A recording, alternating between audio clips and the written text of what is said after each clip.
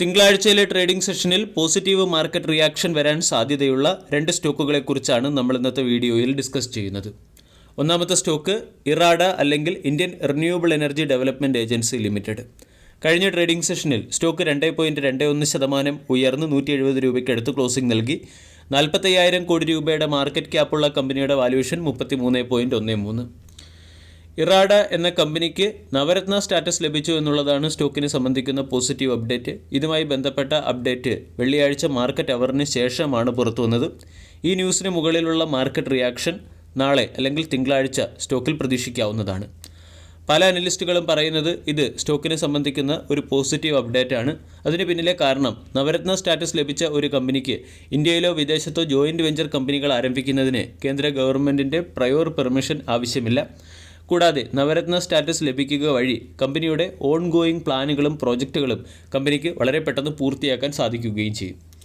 PSU കമ്പനികൾക്ക് അവരുടെ പല പ്രോജക്റ്റുകളും നടപ്പിലാക്കുന്നതിന് മുൻപ് അല്ലെങ്കിൽ നടപ്പിലാക്കണമെങ്കിൽ കേന്ദ്ര ഗവൺമെൻറ്റിൻ്റെ പ്രയോർ പെർമിഷൻ ആവശ്യമാണ്. എന്നാൽ നവരത്ന സ്റ്റാറ്റസ് ലഭിക്കുന്നതോടുകൂടി കമ്പനികൾക്ക് പല കേസുകളിലും പ്രയോർ പെർമിഷൻ്റെ ആവശ്യം വേണ്ടിവരില്ല. ഇത് കമ്പനികളുടെ ഓൺ ഗോയിങ് പ്രോജക്റ്റുകളെ വേഗത്തിലാക്കാൻ സാധ്യതയുണ്ട്. കൂടാതെ 1000 കോടി രൂപ വരെയുള്ള നിക്ഷേപങ്ങൾക്കും ഗവൺമെൻറ്റിനെ അല്ലെങ്കിൽ കേന്ദ്ര ഗവൺമെൻറ്റിനെ അറിയിക്കേണ്ട ആവശ്യവുമില്ല. ഇതെല്ലാം ഇറാഡ എന്ന സ്റ്റോക്കിൽ പോസിറ്റീവായി പ്രവർത്തിക്കാനുള്ള സാധ്യതയുണ്ട്. റീസെൻ്റ്ലി ഇറാഡ എന്ന കമ്പനി അല്ലെങ്കിൽ Indian renewable energy development agency limited എന്ന കമ്പനി വിദേശ കമ്പനികൾക്കും റിന്യൂവബിൾ എനർജി പ്രൊജക്റ്റുകൾക്ക് ആവശ്യമായ ധനസഹായം നൽകുന്നതിന് റിസർവ് ബാങ്ക് ഓഫ് ഇന്ത്യയുടെ സൈഡിൽ നിന്നും പെർമിഷൻ നേടിക്കഴിഞ്ഞു. ഇനി വിദേശ കമ്പനികൾക്ക് അല്ലെങ്കിൽ വിദേശ പ്രോജക്റ്റുകളിലും കമ്പനി ധനസഹായം നൽകുന്നതിന് കേന്ദ്ര ഗവൺമെൻറ്റിൻ്റെ അംഗീകാരം വേണ്ട എന്നുള്ളത് ഈ നവരത്ന സ്റ്റാറ്റസ് വഴി കമ്പനിയെ പോസിറ്റീവ് സൈഡിലേക്ക് നയിക്കാനുള്ള സാധ്യതയുണ്ട്. ഇറാഡയുടെ ക്വാർട്ടർലി റിസൾട്ടിലും കമ്പനി മികച്ച പെർഫോമൻസ് കാഴ്ചവെച്ചു. ഇയർ ഓൺ ഇയറിൽ പ്രോഫിറ്റ് 33% വർദ്ധിച്ച് 337 കോടിയായി മാറി. എൻ്റയർ ഫിനാൻഷ്യൽ ഇയറിലെ കമ്പനിയുടെ പെർഫോമൻസ് നോക്കുകയാണെങ്കിൽ profit after tax 44.83% year on ഇയറിൽ വളർന്ന് 1252 കോടിയായി മാറുകയും ചെയ്തു. സ്റ്റോക്കിനെ സംബന്ധിച്ചിടത്തോളം 175 ഇമ്മീഡിയറ്റ് റെസിസ്റ്റൻസ്. 175 എന്ന ലെവൽ ബ്രേക്ക് ചെയ്യുകയാണെങ്കിൽ 182, 190, ഈവൻ 200 തുടങ്ങിയ ലെവലുകളിലേക്ക് സ്റ്റോക്ക് നീങ്ങാനുള്ള സാധ്യത കൂടുതലാണ്. ഡെയിലി ക്യാൻഡിൽ പാറ്റേൺ പരിശോധിച്ചാൽ ഇവിടെ ഹയർ ഹൈ ഹയർ ലോ രീതിയിലുള്ള ഒരു അപ്വേർഡ് ട്രെൻഡിലേക്കാണ് സ്റ്റോക്ക് നീങ്ങുന്നത്. കൂടാതെ സ്റ്റോക്ക് അതിൻ്റെ ട്രെൻഡ് ലൈൻ സപ്പോർട്ടിന് അടുത്തുമാണ്.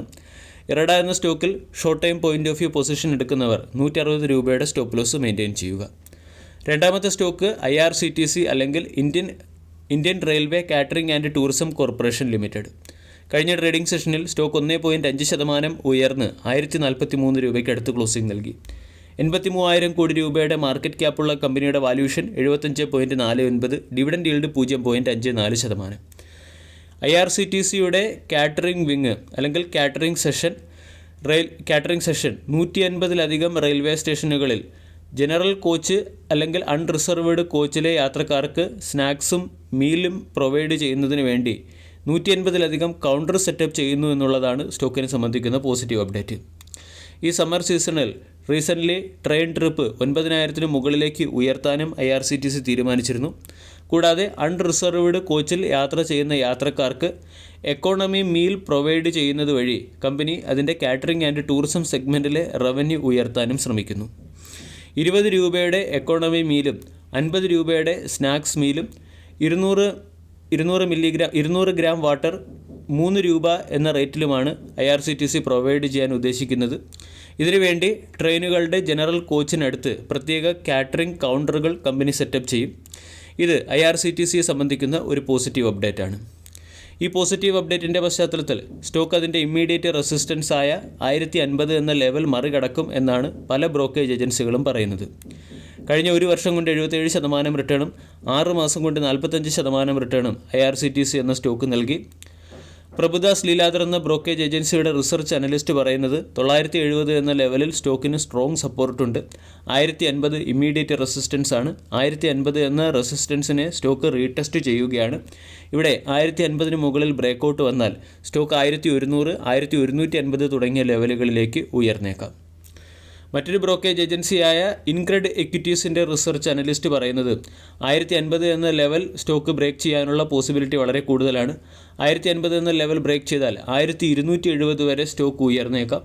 990 രൂപയുടെ സ്റ്റോപ്പ് ലോസ് ആണ് നമ്മൾ ഈ സ്റ്റോക്കിൽ മെയിൻറ്റെയിൻ ചെയ്യേണ്ടത്. വേറൊരു ബ്രോക്കേജ് ഏജൻസിയായ പ്രോഗ്രസീവ് ഷെയറിൻ്റെ റിസർച്ച് അനലിസ്റ്റും IRCTC എന്ന സ്റ്റോക്കിൽ ബുള്ളിഷാണ്. 1034, 1040 എന്ന ലെവൽ ബ്രേക്ക് ചെയ്യുന്നതോടുകൂടി സ്റ്റോക്ക് 1106 എന്ന ലെവലിലേക്ക് ഉയർന്നേക്കും. 1106 എന്ന ലെവൽ ബ്രേക്ക് ചെയ്താൽ 1270 വരെ സ്റ്റോക്ക് ഉയർന്നേക്കുമെന്നാണ് പ്രോഗ്രസീവ് ഷെയറിൻ്റെ റിസർച്ച് അനലിസ്റ്റ് പറയുന്നത്. 962 രൂപയുടെ സപ്പോർട്ടാണ് ഈ സ്റ്റോക്കിൽ മെയിൻറ്റെയിൻ ചെയ്യാൻ ആവശ്യപ്പെടുന്നത്. ഏഞ്ചൽ വണ്ണിൻ്റെ റിസർച്ച് അനലിസ്റ്റും സ്റ്റോക്കിനെ സംബന്ധിച്ചിടത്തോളം 1040 എന്ന ലെവലിലുള്ള ഡിസിസീവ് ബ്രേക്കൗട്ട് 1100, 1120 തുടങ്ങിയ ലെവലുകളിലേക്ക് സ്റ്റോക്കിനെ എത്തിക്കുമെന്ന് പറയുന്നു. 980, 940 തുടങ്ങിയ സോണിൽ സ്റ്റോക്കിന് സ്ട്രോങ് സപ്പോർട്ട് ലഭിക്കുകയും ഇവിടെ അക്കുമുലേഷൻ നടക്കാൻ സാധ്യതയുണ്ടെന്നും റിസർച്ച് അനലിസ്റ്റ് പറയുന്നുണ്ട്. ഡെയിലി ക്യാൻഡിൽ പാറ്റേൺ നോക്കുകയാണെങ്കിലും വീക്ക്ലി ക്യാൻഡിൽ പാറ്റേൺ നോക്കുകയാണെങ്കിലും സ്റ്റോക്ക് ബ്രേക്കൗട്ടിന് അടുത്തായിട്ടാണ് ട്രേഡ് ചെയ്യുന്നത്. മുമ്പും 1050 എന്ന ലെവലിനെ സ്റ്റോക്ക് ടെസ്റ്റ് ചെയ്തിരുന്നു. അവിടെ നിന്നും സ്റ്റോക്ക് കറക്റ്റായി 900-നടുത്ത് സപ്പോർട്ട് നേടുകയും വീണ്ടും സ്റ്റോക്ക് ബ്രേക്കൗട്ട് സോണിലേക്ക് അടുത്തെത്തുകയും ചെയ്തിട്ടുണ്ട്. ഇവിടെ 1050 എന്ന ലെവൽ മറികടക്കുകയാണെങ്കിൽ 1100, 1280 തുടങ്ങിയ ലെവലുകളെ റീടെസ്റ്റ് ചെയ്യാനുള്ള സാധ്യതയുണ്ട്. വീഡിയോ എല്ലാവർക്കും ഇഷ്ടമായി എന്ന് വിശ്വസിക്കുന്നു. താങ്ക്